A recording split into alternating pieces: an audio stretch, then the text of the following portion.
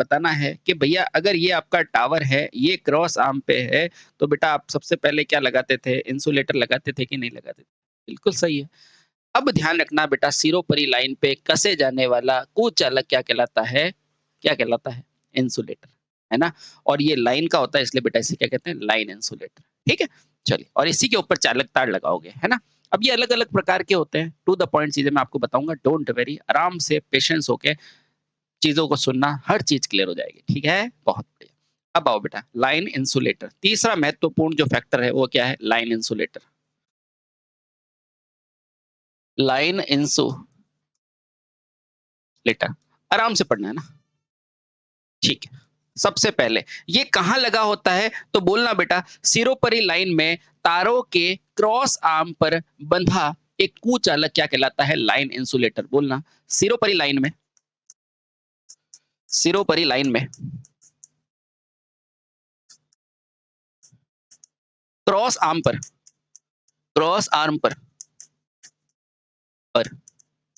बंधा बंधा हुआ कौन बेटा? कुचालक। कुचालक क्या कहलाता है? कुचालक लाइन इंसुलेटर कहलाता है। लाइन इंसुलेटर कहलाता है। और बेटा ध्यान रखना इसी लाइन इंसुलेटर से चालक सीधे तौर पर जुड़ा होता है। इसी लाइन इंसुलेटर से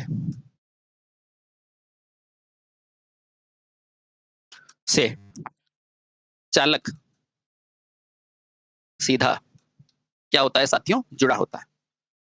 जुड़ा होता है। क्या इतनी बात क्लियर है? आप कहेंगे हाँ सर 100% क्लियर है। अब अगला क्वेश्चन आएगा ये किससे बना होता है? तो बोलना बेटा इसे सामान्यतः चीनी मिट्टी का बनाया जाता है। इसे सामान्यतः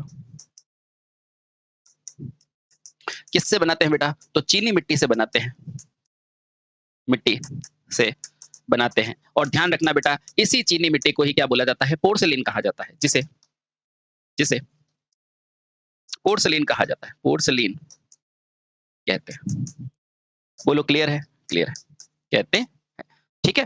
चलिए बहुत बढ़िया। अब आप में से कुछ डाउट हो रहा होगा कि यार हमने जब वो जनरेशन पढ़ा तो उसके कुछ अंदर कुछ फैक्टर्स होते हैं, वो क्यों नहीं पढ़े? तो बेटा वो हम पढ़ेंगे कहाँ से? लास्ट में हम विवरण पढ़ते हैं ना, जब अपन सब स्टेशन की बात करते हैं, तब अपन वो चीज़ पढ़ते हैं, ठीक है? मैंने आपको बताया। चलो, अब यहाँ चीज़ें समझ में आई? आप कहोगे बिल्कुल सही। अब ध्यान रखना, यह कितने प्रकार के होते हैं? तो बेटा उपयोग की दृष्टि से ये भी अलग-अलग प्रकार के होते हैं। कौन से होंगे? चलो बताते हैं। तो लिखना बेटा उपयोग की दृष्टि से, उपयोग की दृष्टि से, उपयोग या प्रयोग की दृष्टि से यह लाइन इंसुलेटर अलग-अलग प्रकार के होते हैं। अलग-अलग अलग-अलग प्रकार के होते हैं। अब आप कहोगे कौन से? तो मैं कहूँगा आपने पिन इंसुलेटर का नाम सुना है? आप कहोगे हाँ। मैं कहूँगा सस्पेंशन का सुना है? आप कहोगे हाँ। तो ध्यान रखना ये अलग-अलग प्रकार होते हैं और बेटा इनको इनके कार्य के अनुसार क्या होता है वो सारी चीज़ें मैं आपको बताऊँगा, ठीक है? तो लिखना। इसमें पहला जब अपन पढ़ते हैं ना सबसे पहला वो कौन-सा होता है? तो आप सभी को पता है पहला कौन-सा होता है? Pin insulator. To the point चीज़ें बताता हूँ बेटा पिन इंसुलेटर। Pin insulator. अच्छा, जहाँ पे भी बेटा कहीं पे भी पिन नाम आए ना तो पिन का मतलब सामान्यतः छोटे आकार से होता है, ठीक है? तो लिखना बेटा पिन। इसमें पहला क्वेश्चन क्या लिखेंगे? तो ध्यान रखना बेटा इस पिन इंसुलेटर का प्रयोग सीधी लाइन में होता है और बेटा डबल और ट्रिपल साइडेड रूप में होता है। अब आप कहोगे ये क्या है? तो मैं आपको बताता हूँ, ठीक है? 2 मिनट। तो लिखना क्या लिखोगे? यह डबल या ट्रिपल साइड वाले इंसुलेटर है। यह अभी बताएँगे बेटा डबल और ट्रिपल क्या है, डोंट वरी है ना? यह डबल यानी कि 2 और ट्रिपल यानी कि 3। डबल या ट्रिपल, डबल या ट्रिपल सेड वाले, अब ये क्या होता है? अभी बताता हूँ बेटा। सेड वाले कुछ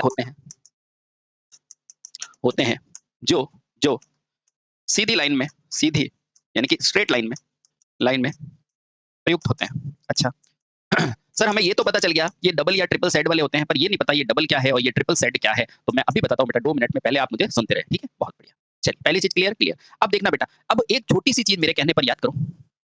क्या सर? तो ध्यान रखना ये डबल सेड जो होता है ना इसका यूज़ पूछता है डबल सेड। ये कितने वोल्ट तक प्रयोग करोगे? तो बोलना बेटा डबल सेड को हम 650 वोल्ट से